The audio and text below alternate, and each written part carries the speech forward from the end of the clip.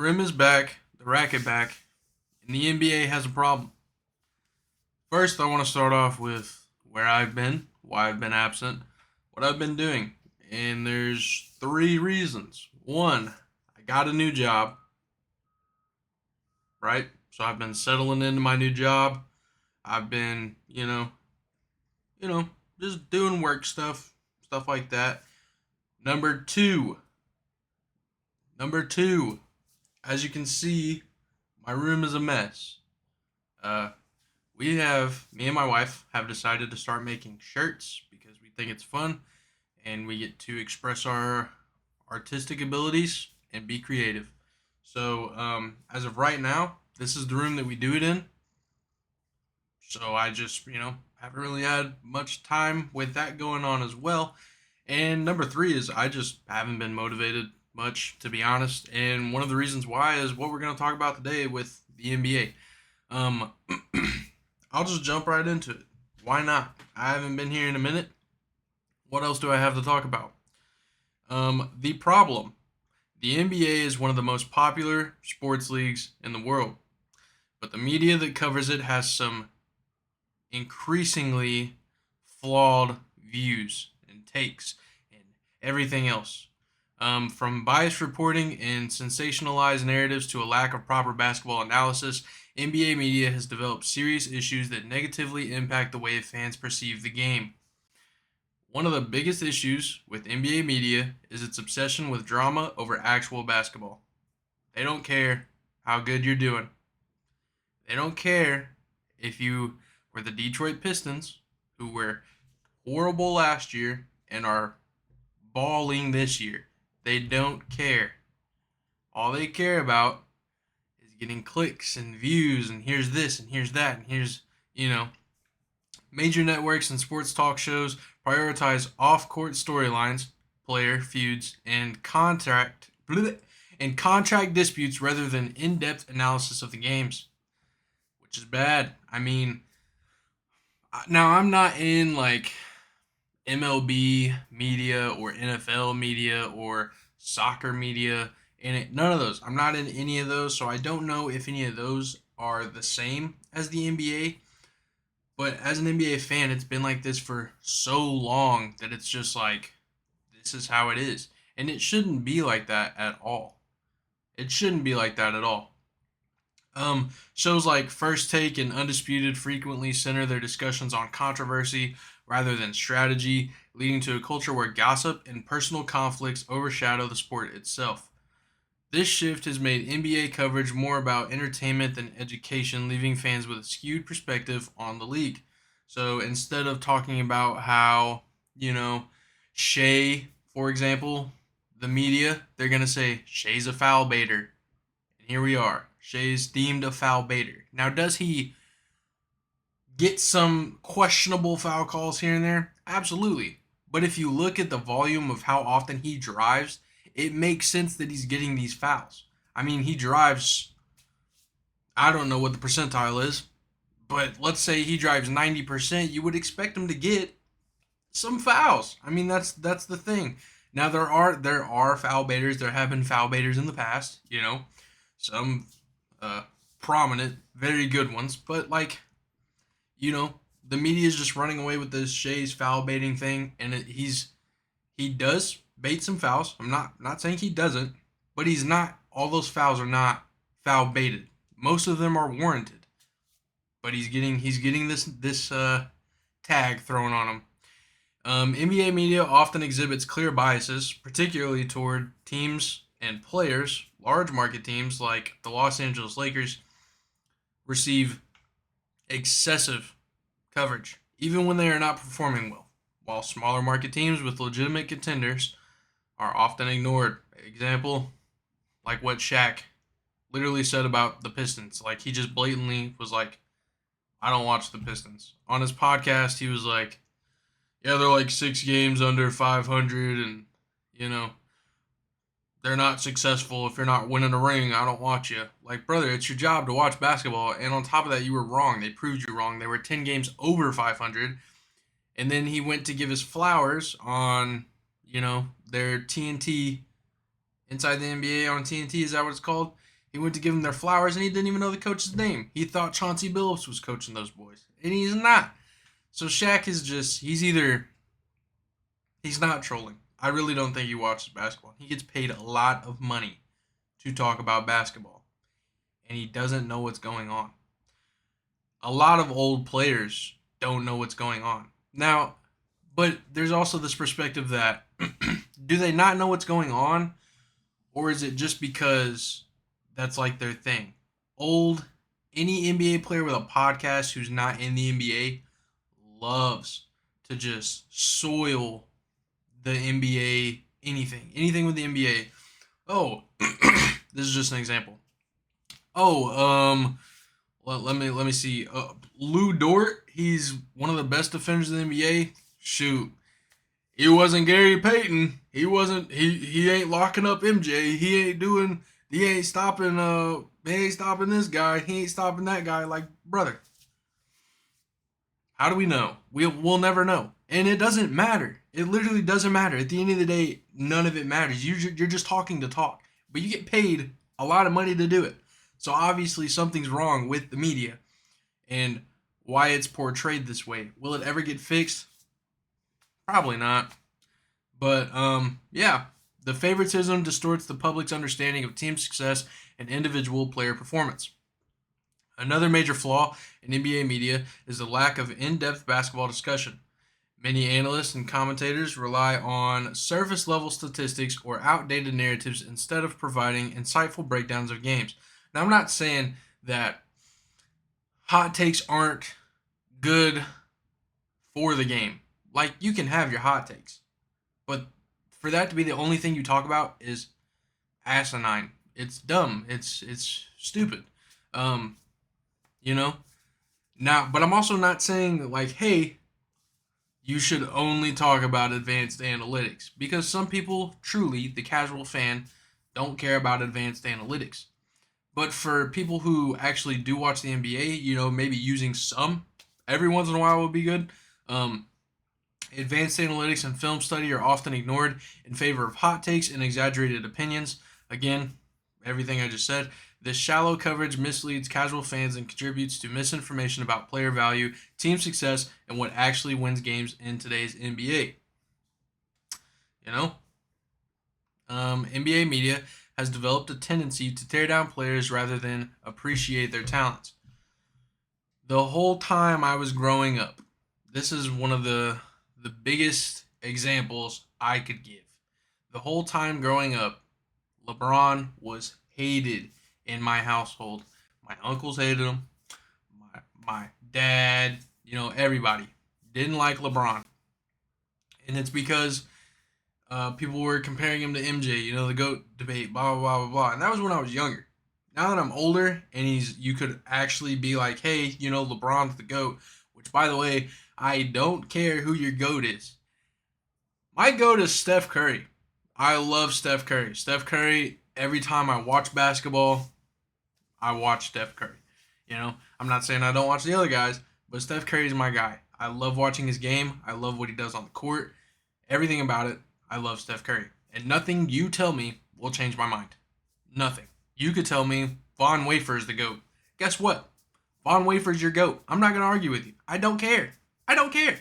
But the whole time I was growing up, LeBron hated, and he was hated because he was good at the game. Like he's been amazing. He's been an amazing basketball player, and I can officially say that I'm happy I grew up and got to appreciate him in his game before he retires. And I'm a Warriors fan. We had like the Warriors versus Cavs, that whole feud. Everything about it was magical. I'm glad I got to be a part of it. Even the block, as a Warriors fan, the block is amazing. It was great. It was great basketball. What he did was insane, and it happened. Nothing I can do or say will change the fact of that. LeBron is one of the greatest players, if not the greatest player we've ever seen. And I'm glad that I got to appreciate it and didn't get stuck in this cycle of hatred and, oh, he's a new guy. He's not as good as these older guys, because in the 90s, it was way more physical. And, He would never last in the 90s. Shut up. You're literally just talking. Former players turned analysts such as Charles Barkley and Shaq frequently criticize today's stars in ways that seem more personal than constructive.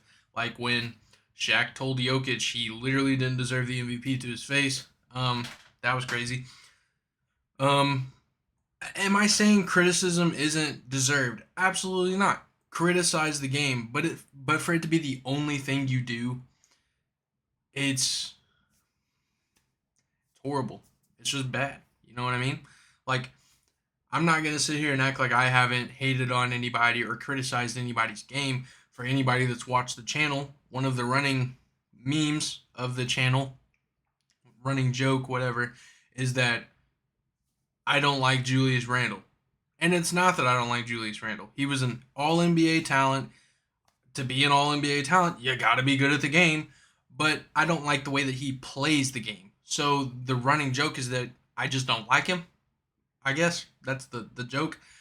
But it's not true at all. Like if I ever got a chance to talk to Julius Randle, I'm gonna talk to Julius Randle. I personally just don't like the way that he plays the game. And that's fine. He's still a good NBA player. See how easy that was? I'm not taking anything away from him. I personally just don't like to watch the way that he plays. But his stats and his awards and this and that prove that he has been a good NBA player. I'm not saying he's an all-star. I'm not saying he's a superstar, but he's been a good NBA player. He's better than either of us will ever be. This creates a toxic environment where young players are unfairly scrutinized and their achievements are often downplayed. This culture of negativity discourages appreciation for the evolution of the game and fuels unnecessary player versus player debates, like everything I just talked about. With the rise of social media, NBA media has become increasingly reliant on clickbait and misinformation. Many outlets prioritize engagement over accuracy, leading to misleading headlines and unverified rumors being spread as fact. This approach damages the credibility of NBA journalism and creates an environment where fans are constantly misled about trades, injuries, and team dynamics. As a result, public discourse is often shaped by incomplete or false narratives rather than reality.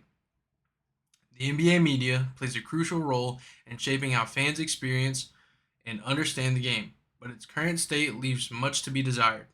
The overemphasis on drama, biased coverage, lack of proper analysis, excessive player criticism, and spread of misinformation have all contributed to a less informed and more reactionary basketball culture.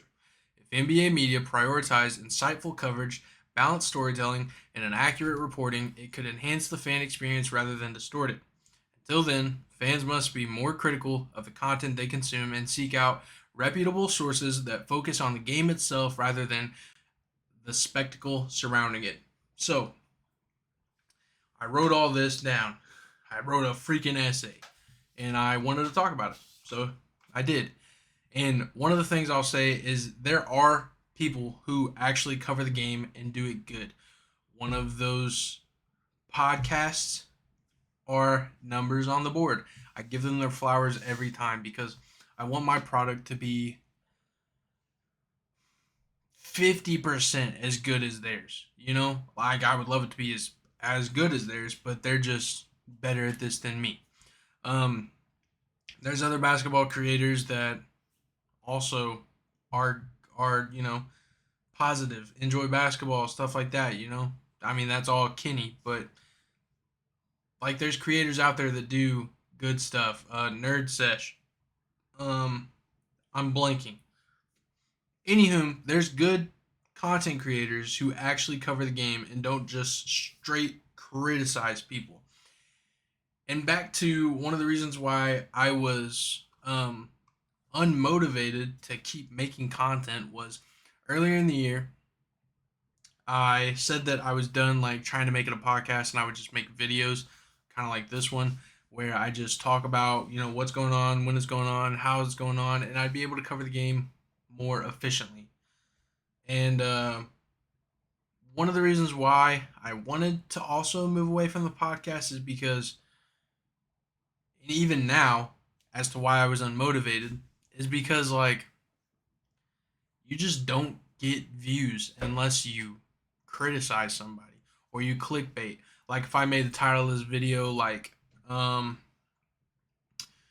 Shaq is blah blah blah blah blah, or the NBA media is not watching basketball, something like that. I don't know, which will probably be along the lines of my title, just because I need somebody to click on the video. But the whole point, or the whole one of the Jesus Christ, one of the reasons why I was unmotivated is because it's like if I'm not criticizing somebody or I'm not doing this, I'm not hating on somebody, I'm not taking away somebody's awards just because I'm not getting clicks, I'm not getting views, I'm not getting people to tune in to the show. Where legitimately, I don't care about the money. I don't care if this blows up. I don't care. I just wanted to make a community where I could actually talk about basketball with other people who like basketball. And because I'm not clickbaiting and scrutinizing players 24/7, I'm not getting clicks. And because of that, it just unmotivated me to want to make content. Does that make sense? Like, I know like I shouldn't look at the numbers because I have like 100 subscribers.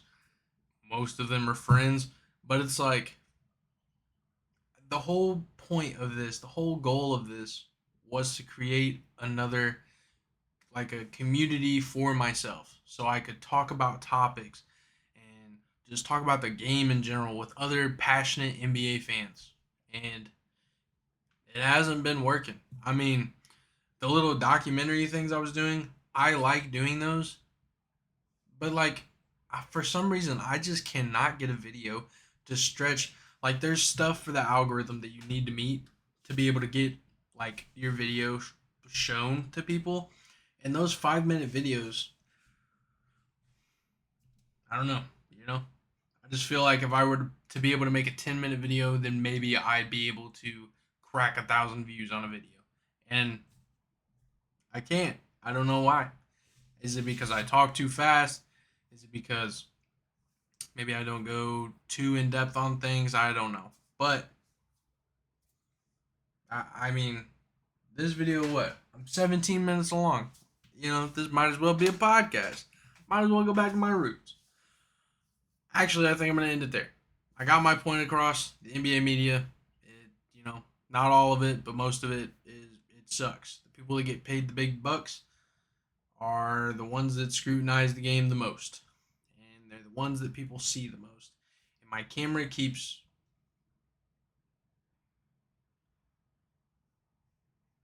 okay. My camera keeps there it goes. It did it again. My camera keeps going dark and light. Yeah. Hope you guys enjoyed.